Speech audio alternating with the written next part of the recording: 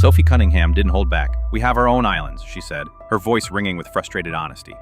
In a sport where locker room unity is sacred, a veteran admitting that teammates feel more like strangers than allies is nothing short of explosive.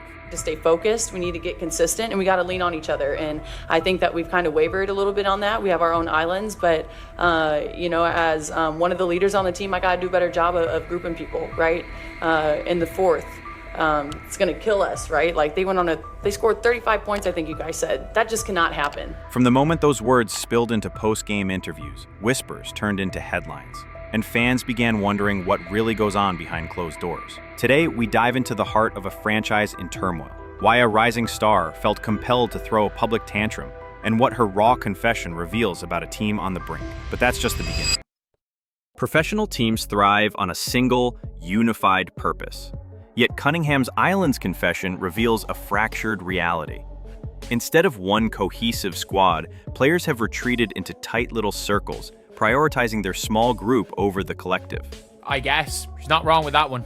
But I think it's not an excuse. Everyone's playing a back-to-back. Everyone has this kind of rough schedule. For us, we get another opportunity tomorrow, and we got to capitalize on it. Dallas is a team that's hungry for a win, and we talk about this. We are circled on everybody's schedule. No one likes us, right? So everyone in our locker room, that's the only type of people that we have that we can lean on, and we got to be better in that area. We have got to stay disciplined. Formal trust exercises and team dinners, once staples of building solidarity, are relics of the past, shelved and ignored. Even informal hallway chats or post-practice film sessions have dissolved, leaving vital strategy talk and emotional support stranded. Without regular check-ins or unified routines, miscommunications multiply. Game plans fall apart, and accountability evaporates. Veterans who once bridged gaps and offered guidance are either gone or sidelined, and no new structures have filled the void. The result is a locker room where crucial feedback gets stuck in silos, and players hesitate to lean on one another in high-pressure moments. A little bit on that. We have our own islands, but That's not good. That's not good to hear. She's basically as good as said, we need to get, we just need to get better at being teammates. Realistically, I hate saying this, but this does not sound like the team. We have our own islands, and I understand. When Cunningham, a respected leader, breaks the unspoken code and voices frustration publicly, it signals more than anger. It's proof of a culture that's collapsed under its own indifference. In this state, simple lineup changes feel like monumental challenges, and even minor setbacks risk spiraling into major dysfunction. If these islands aren't reconnected quickly, on-court performance and morale will continue to suffer, and the fragile trust that defines champion teams may be lost forever. I hate saying this, but this does not sound like the team. We have our own islands, and I understand. There was that jarring moment in the corner where Natasha Howard, usually your first line of defense, looked right past Anka as if she were a stranger. Cameras caught her eyes locked on the opponent, not on the teammate crumpling to the floor. Reports say she offered no hand to pull Anka up, and fans immediately smelled something amiss. About the Natasha Howard play, where Natasha Howard decides that she'd rather rub up on Ezi Magnabor's leg. I don't know what's going on. Oh, that was Nneka Ogwumike, excuse me. She checks out Nneka. Oh, Nneka, are you okay? Are you okay, sweetie pie? Are you doing okay? Much more care, much more concern. Rumors swirl that, in the intensity of the play, Howard turned her focus outward, toward the rival, rather than inward to her own locker room. Off camera, a veteran couldn't resist a jab. "Natasha, you know this isn't your team, right?" Much more worry than anytime Caitlin Clark's been knocked to the ground, anytime Aaliyah Boston's been punked, anytime Lexi Hull's been beat up, Sophie Cunningham's been beat up. More concern about somebody on the other team than from her own team. Very interesting, Natasha Howard. Natasha Howard, she couldn't walk away.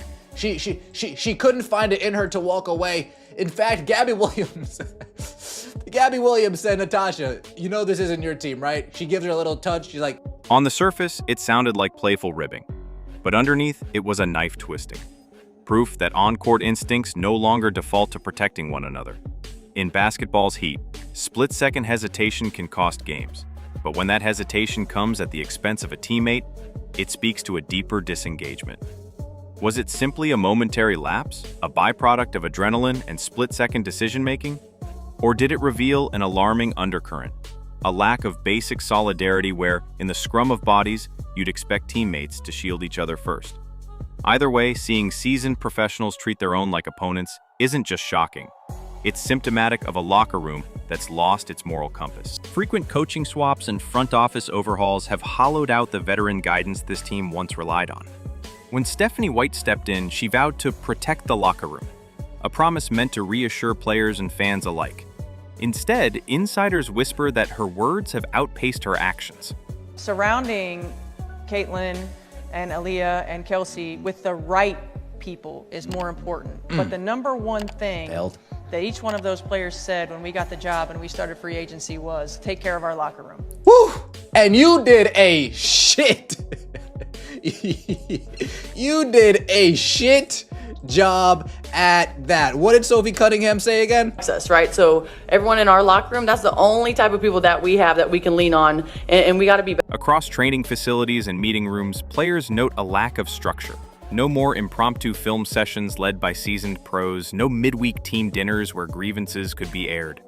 White's endless media appearances may have kept headlines busy, but they did little to shore up locker room unity.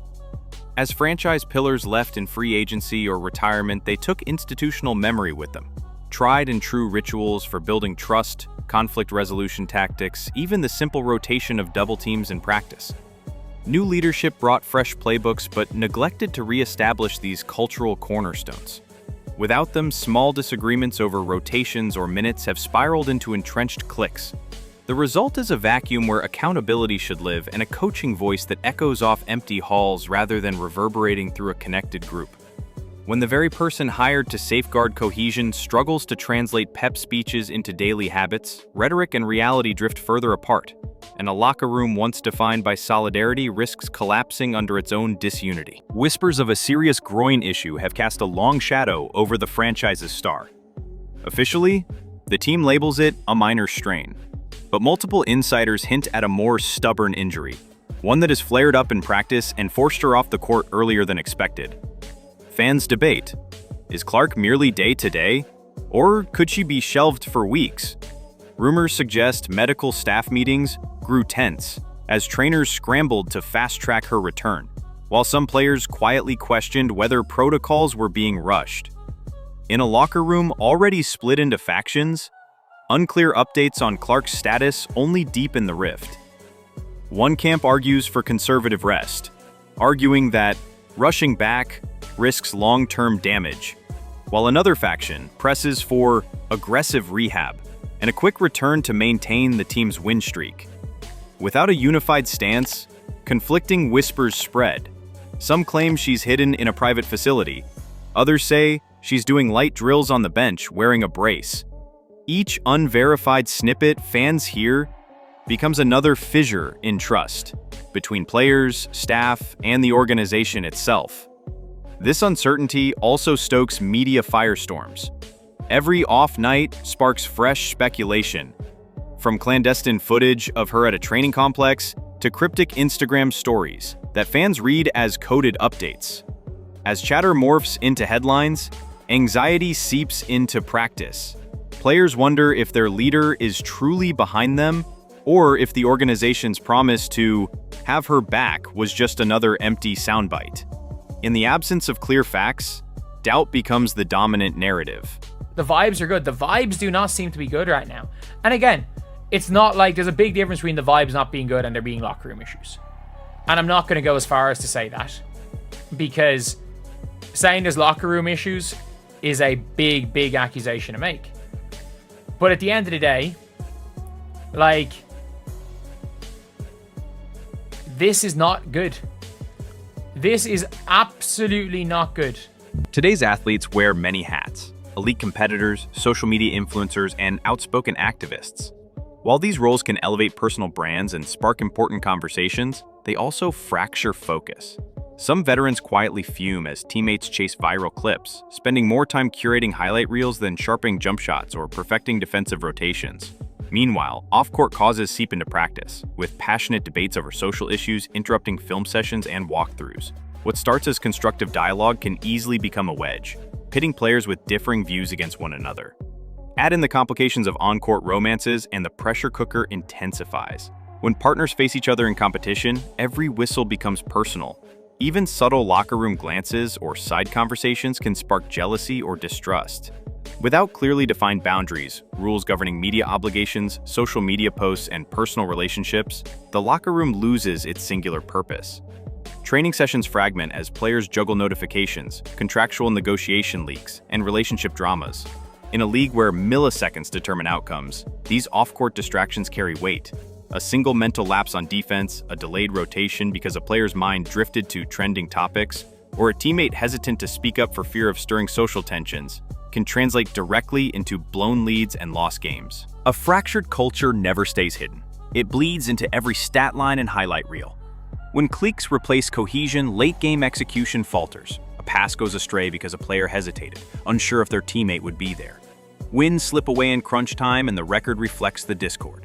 Beyond the court, the ripple effect hits the bottom line. Season ticket renewals stall as fans pick up on disunity, empty seats speak louder than any press release, corporate partners grow wary, reluctant to sponsor a team marred by public infighting rather than championship aspirations. Inside the locker room, the exodus begins quietly. Veterans once loyal to the cause start weighing options in free agency, chasing franchises with proven accountability and shared purpose. High-profile departures become the next headline, deepening the perception of instability and making recruitment of top talent even tougher. Meanwhile, leadership credibility takes a direct hit. Coaches and executives who promise to protect the locker room find their words echoing hollowly. Every missed deadline in team building, every canceled retreat, every unaddressed gripe chips away at trust. This isn't merely a spate of bad losses. It's a red flag that resonates throughout the organization. Sponsors demand answers, fans demand urgency, and players demand leadership that matches talk with tangible action. In professional sports, reputation matters as much as talent. When you overpromise and underdeliver on culture, you don't just lose games, you lose faith. But all is not lost. Teams that diagnose their cultural ills rather than bury them can rebuild stronger than before. Imagine targeted interventions, setting clear behavioral expectations, pairing players and accountability partners, re-implementing shared rituals with genuine buy-in. Picture leadership summits where coaches and front office executives sit side by side with players to forge a unified vision. It may sound idealistic, but history shows that comprehensive, honest approaches can heal divides.